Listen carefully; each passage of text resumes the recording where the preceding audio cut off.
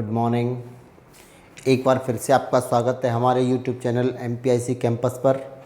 और अब तक हमने 116 नंबर के क्वेश्चन तक सॉल्व कर लिए हैं। 117 क्वेश्चन को करेंगे। 117 क्वेश्चन है हमारा। 26 और 26 शतांक को लिखा जाता है और हमारे पास 4 ऑप्शंस हैं। तो 26 और 26 शतांक को क्या लिखा जा सकता है ये बताना है। 26 और 26 शतांक। 26 शतांक का मतलब होता है, शतांक मतलब 100 का डिवाइड देना है 26/100। 26 शतांक मतलब 26/100, 26 का शतांक। और इनको क्या लिख सकते हैं, तो ऐड कर दो। तो 26 + 26/100, नीचे से 2 जीरो हटाओगे, ऊपर 2 अंक के बाद दशमलव आ जाएगा, यानी 0.26। और दोनों को जोड़ दें तो 26.26। मतलब ये है हमारा आंसर आएगा बी ऑप्शन। ठीक है। बात करें क्वेश्चन नंबर 118 की। 19,009 डिवाइडेड बाई 11 और 9,090 डिवाइडेड बाई 11 से प्राप्त शेष फलों का गुणनफल है। मतलब यहाँ से शेषफल निकाल लो, यहाँ से शेषफल निकाल लो, और दोनों का मल्टीप्लाई क्या होगा ये हमको बताना है। तो जैसे मैं डिवाइड दे लूँ, मान लो 19,009 डिवाइडेड बाई 11, 11 एकम 11 बचे 8, 11 7 77 बचे 3 और 0 ताल लो, 11 दूनी 22 बचे 8, 11 8 88, यानी यहाँ से शेषफल बचा 1। और यहाँ से देखें 90 में भाग देना है 11 का, 11 8 88, 2 बचे, 11 दूनी 22, 7 बचे, 11 छक्के 66, तो 4 बचे। अब ये 2 शेषफल आए हैं 1 और 4, उनका मल्टीप्लाई चाहिए। तो 1 और 4 का मल्टीप्लाई क्या होगा, 4। मतलब हमारा जो आंसर है वो ऑप्शन नंबर ए है। ठीक है। Next question, question number 120। 3 सही 1/3 में कितने 1/6 हैं। 3 सही 1/3 में 1/6 कितने हैं ये बताना है हमको। ऐसा क्वेश्चन 1-2 क्वेश्चन मैं और भी करा चुका हूँ, एक और क्वेश्चन आ चुका है। क्या करते हैं, 3 3 9 और 1 10, 10/3 में डिवाइड देना है हमको 1/6 का। कैसे देते हैं डिवाइड, 10/3 डिवाइड की जगह मल्टीप्लाई का साइन है, इसे पलट के लिख देते हैं। तो 3 दूनी 6 और 10 दूनी 20। इसका मतलब है इस सवाल का ऑप्शन आएगा डी। ठीक। अगला है 4, 5, 6 का सबसे छोटा सार्वगुणज और 5, 6, 9 का सबसे छोटा सार्वगुणज का अंतर है। तो एक तो बात क्लियर कर लो, कभी भी ये लिखा हो सबसे छोटा सार्वगुणज, सबसे छोटा सार्वगुणज, तो इसका मतलब ये है कि वो हमसे एलसीएम पूछ रहा है, lowest common multiple, lowest common multiple. और यदि हमसे पूछे सबसे बड़ा सार्वगुणनखंड, सार्वगुणनखंड, इसका मतलब ये है वो हमसे पूछ रहा है HCF। ये बातें दोनों ध्यान रखनी है हमेशा। एलसीएम के लिए वो लिखता है सबसे छोटा सार्वगुणज, लोएस्ट कॉमन मल्टीपल, और HCF के लिए लिखता है सबसे बड़ा सार्वगुणनखंड, हाईएस्ट कॉमन फैक्टर। कभी ऐसा भी हो सकता है कि गुणज की जगह वो अपवर्त्य लिख दे, अपवर्त्य, और गुणनखंड की जगह अपवर्तक लिख दे, है ना, ऐसा भी हो सकता है। तो अपवर्त्य का वही मतलब होता है जो गुणज का होता है, और अपवर्तक का वही मतलब होता है जो गुणनखंड का होता है। ठीक है। तो 4, 5, 6 का एलसीएम ले लो, 4 का, 5 का, 6 का, तमाम मेथड है एलसीएम लेने के। मैं फैक्टराइजेशन मेथड से ले रहा हूँ। 2 दूनी 4, 2 3 6, 2 एकम 2, 5 3, बिल्कुल सिंपल मेथड से करा रहा हूँ मैं, जैसे तुम कर चुके हो कभी। 5 एकम 5, तो इसका जो एलसीएम है वो आएगा इन सबका मल्टीप्लाई, 5 3 15 दूनी 30 दूनी 60। ठीक है। बात करें 5 6 9 की सबसे छोटे सार्वगुणज की, तो 5 6 9 का एलसीएम ले लेंगे। 2 से काट दूँ 5 नहीं कटेगा, 2 3 6 9 नहीं कटेगा, 3 से काट दूँ 5 नहीं कटेगा, 3 एकम 3, 3 3 9, और 3 से काट दूँ, 3 एकम 3, 5 नहीं कटेगा, 5 एकम 5। तो जो एलसीएम है वो आएगा 5 तिया 15 तिया 45 दूनी 90। ठीक है, अब हमसे पूछा गया कि इन दोनों एलसीएम का डिफरेंस कितना है, अंतर कितना है। तो 90 और 60 का जो अंतर है, 90 और 60 का अंतर वो कितना आएगा, 30। मतलब ऑप्शन ए सवाल का आंसर होगा। ठीक। अगला जो क्वेश्चन है 122, निम्न में से सत्य कथन है। एक सम संख्या और एक विषम संख्या का अंतर एक सम संख्या हो सकता है। अब देखिए, पहले तो ये क्लियर होना चाहिए कि सम और विषम संख्याएं कौन सी होती हैं। तो देखो, मैंने कई बार आपको बताया कि सम संख्याएं वे होती हैं जो 2 से डिविजिबल हो जाती हैं, 2, 4, 6, 8, 10। और विषम संख्याएं वे होती हैं जो 2 से डिविजिबल नहीं हैं, 1, 3, 5, 7, 9, है ना, बहुत सारी संख्याएं। तो प्रश्न ये है कि एक सम संख्या, जैसे मैंने ले लिया सम संख्या 2 है, और एक विषम संख्या, मान लो विषम संख्या ले ली 3, और कहा कि उसका जो अंतर है एक सम संख्या होगा, तो इनका अंतर कितने का होगा, 1 का। जबकि 1 तो एक विषम संख्या होती है, जबकि वो कह रहा है कि सम संख्या हो सकता है। तो ये ऑप्शन बिल्कुल गलत कह रहा है।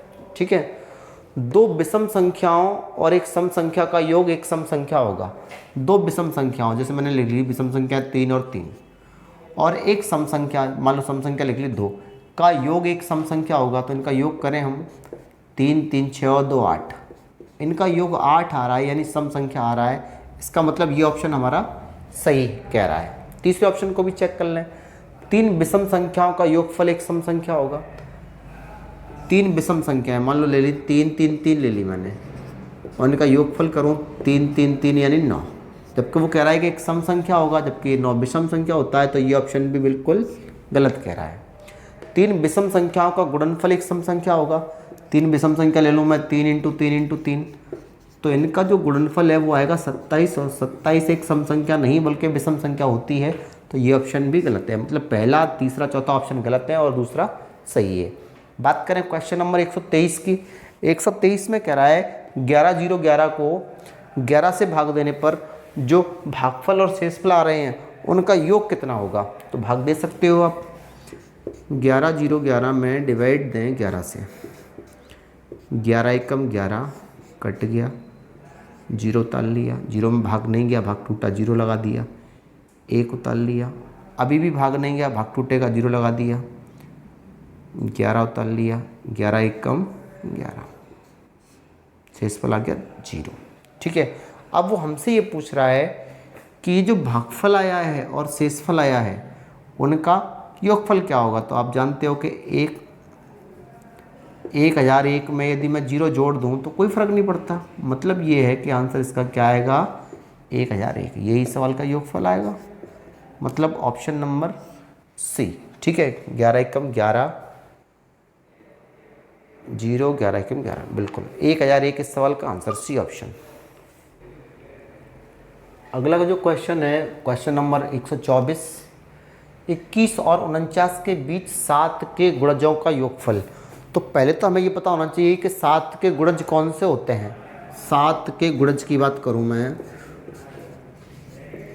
गुणज को हम अभी मैंने बताया था कि अपवर्त्य भी कहते हैं, अपवर्त्य मल्टीपल। 7 के मल्टीपल होंगे 7, 14, 21, 28, 35, 42, 49, ये सब 7 के मल्टीपल हैं। किसी भी संख्या के अनंत मल्टीपल होते हैं, जितने चाहो उतने मल्टीपल निकाल सकते हो। तो 7 के मल्टीपल क्या होंगे, 7, 14, 21, 28, 35। जैसे हमसे ये पूछे कि 7 के गुणनखंड क्या होंगे, 7 के गुणनखंड, तो गुणनखंड में हम वे संख्या लिखते हैं, गुणनखंड को हम अपवर्तक भी कहते हैं। इसमें उन संख्याओं को लिखते हैं जो 7 को काट सकती है, जो 1 काट सकती है, 7 काट सकती है, क्योंकि 7 एक प्राइम नंबर है। ठीक है, तो सबसे पहले तो हमें अपवर्त्य और गुणनखंड में अंतर पता होना चाहिए। गुणज को अपवर्त्य कहते हैं, गुणनखंड को अपवर्तक कहते हैं। अब बात करूं मैं 21 और 49 के बीच में 7 के गुणज, तो 7 के गुणज 7, 14, 21, हमें बीच का चाहिए, तो एक तो 28 हो जाएगा, एक 35 हो जाएगा, एक 42 हो जाएगा। ये 3 मल्टीपल ऐसे हैं जो 21 और 49 के बीच हैं और 7 के मल्टीपल हैं, तो इनका योगफल आएगा कितना, चलो हम देखते हैं कितना आएगा। और इसमें डिवाइड देना है कितने का, 25 और 30 का सबसे बड़ा सार्वगुणनखंड। अभी मैंने बताया था पिछले क्वेश्चन में कि सबसे बड़ा सार्वगुणनखंड का मतलब है कि वो हमसे 25 और 30 का HCF निकालने की बात कर रहा है। HCF निकाल सकते हैं इन तीनों को, यदि मैं जोड़ दूँ 5 और 2 7 और 8 15, 5 3 8 और 2 10 105, और डिवाइड देना है 25 और 30 का HCF। तो डिफरेंस 5 का है, 5 पंजे 25 5 छक्के 30, मतलब 5 इसका HCF आएगा। तुम चाहो तो ऐसे निकाल लो, 25 के फैक्टर कर लो, 30 के फैक्टर कर लो, 5 पंजे 25 5 कम 5, 30 के करें 15 दूनी 30, 3 पंजे 15 5 कम 5, दोनों में से कॉमन 5 है, इसका मतलब है कि इसका HCF 5 आएगा। ठीक है, अब डिवाइड दे 5 दूनी 10 5 कम 5, मतलब इस सवाल का जो आंसर है वो आएगा 21 सी ऑप्शन। ठीक है, बात करें 125 नंबर के क्वेश्चन की, एक संख्या को 7 से गुणा करने और उसमें से 36 घटाने पर परिणामी संख्या प्रारंभिक संख्या का 3 गुना हो जाती है। प्रारंभिक संख्या हमको बतानी है, तो मैं बताऊं आपको, जैसे मैं एक संख्या मान लो मैंने एक संख्या x मान ली और 7 से गुणा करने के लिए कहा गया है, तो x में 7 से गुणा करूंगा तो 7x आएगा। फिर उसमें से 36 माइनस करने के लिए कहा गया तो आएगा 7x माइनस 36। अब यहाँ से जो आंसर आ रहा है वो प्रारंभिक संख्या का 3 गुना आ रहा है। प्रारंभिक संख्या मैंने x मानी है, तो x का 3 गुना कितना हो जाएगा, 3x। 7x में से 36 जैसे ही माइनस किए तो क्या आना चाहिए, 3x। संख्या क्या होगी, तो x की वैल्यू निकाल लो, 7x, 3x को दल है माइनस के 3x, 36 को दल लेगा प्लस के 36, माइनस करेंगे 4x इक्वल 36, 4 से डिवाइड दें 4 9 में 36, मतलब x की जो वैल्यू है वो 9 आ जाएगी। इसका मतलब ऑप्शन नंबर ए। वैसे भी हम देखें 9 का 7 गुना 63, 36 माइनस कर दूं तो आएगा 27, और 27 9 का 3 गुना होता है, तो इसका मतलब 9 ऑप्शन हमारा बिल्कुल सही है, ए ऑप्शन। ठीक, अगला जो क्वेश्चन है क्वेश्चन नंबर 126, निम्न में से कौन सा कथन पूर्णांक के संबंध में सत्य है। 0 के साथ किसी भी पूर्णांक को गुणा करने पर हमें 1 प्राप्त होता है, किसी भी पूर्णांक को उसके गुणात्मक तत्समक के साथ गुणा करने पर हमें 1 प्राप्त होता है, प्रत्येक पूर्णांक के लिए 0 योगात्मक प्रतिलोम है, और 0 को छोड़कर किसी पूर्णांक को उसके योगात्मक प्रतिलोम से विभाजित करने पर हमें -1 प्राप्त होता है। इन 4 ऑप्शनों में से हमको ये बताना है कि पूर्णांक के संबंध में कौन सा स्टेटमेंट ट्रू है, सत्य है। तो देखें हम, जैसे पूर्णांक कौन सी संख्या होती है ये सबको क्लियर होगा। मैंने कई बार बताया कि 0 1 2 3 4 5 डॉट डॉट डॉट, यदि संख्या 1 से स्टार्ट हो रही है, 1 या उससे बड़ी संख्या है तो प्राकृत संख्या है। 0 और शामिल कर दो तो पूर्ण संख्या है। अब इसमें माइनस वाली संख्या और शामिल कर दो तो ये क्या कहलाती हैं, पूर्णांक, इंटीजर, ये सब पूर्णांक हैं। तो कोई भी एक नंबर ले लो, जैसे मान लो मैंने 5 ले लिया, 5 एक नंबर ले लिया, तो 0 के साथ किसी पूर्णांक को गुणा करें। अब 0 के साथ इसका गुणा करें तो आंसर क्या आएगा। तो कई बार मैंने बताया कि, या बचपन से ही पढ़ते आ रहे हैं कि 0 का किसी में भी गुणा कर दो, हमेशा आंसर क्या आएगा, 0। 0 को किसी भी नंबर से गुणा करेंगे तो आंसर 0 आएगा। जबकि ऑप्शन ये कह रहा है, ए ऑप्शन, कि गुणा करने पर हमें 1 प्राप्त होता है, जो कि बिल्कुल गलत कह रहा है। तो पहला ऑप्शन गलत हो गया। दूसरे की बात करें, किसी भी पूर्णांक को उसके, तो पूर्णांक फिर मैंने 5 ले लिया, उसके गुणात्मक तत्समक के साथ, तो तत्समक मैंने 2 बताए थे, एक बताया था योज्य तत्समक, योज्य तत्समक मैंने कहा था योज्य तत्समक होता है 0, और एक गुणात्मक तत्समक या गुणन तत्समक, गुणात्मक तत्समक होता है 1। 0 किसी में भी जोड़ोगे कोई फर्क नहीं पड़ेगा, 1 का किसी में गुणा करोगे कोई फर्क नहीं पड़ेगा। तो गुणात्मक तत्समक यानी 1 और गुणा करें हमें 1 प्राप्त होता है, बिल्कुल नहीं होगा, हमें तो 5 प्राप्त होगा यदि हमने 5 पूर्णांक लिया है। मतलब जिस पूर्णांक को लेंगे और गुणात्मक तत्समक यानी 1 से गुणा करेंगे तो वो पूर्णांक ही प्राप्त होगा। तो 5 का 1 से गुणा किया तो 5 आया, जबकि वो 1 कह रहा है, जो कि बिल्कुल गलत कह रहा है। बात करें सी ऑप्शन की, प्रत्येक पूर्णांक के लिए 0 योगात्मक प्रतिलोम है, बिल्कुल नहीं है। 0 योगात्मक प्रतिलोम नहीं है, बल्कि 0 क्या है, योज्य तत्समक। योगात्मक प्रतिलोम तो क्या होता है, जैसे कोई संख्या है 5, इसमें यहाँ बताऊँ, मान लो संख्या 5 ले ली, पूर्णांक 5 ले लिया और उसका योगात्मक प्रतिलोम निकालना है। तो मैंने ये कहा था कि किसी भी संख्या का योगात्मक प्रतिलोम निकालना है, बस उसका साइन चेंज कर दो। तो 5 का क्या हो जाएगा -5, 6 का -6, -6 का 6, -7 का 7, बस उसका साइन बदलना है हमको, प्लस की संख्या को माइनस बना दो। तो ये ऑप्शन भी गलत हो गया, जबकि वो तो 0 को योगात्मक प्रतिलोम कह रहा है।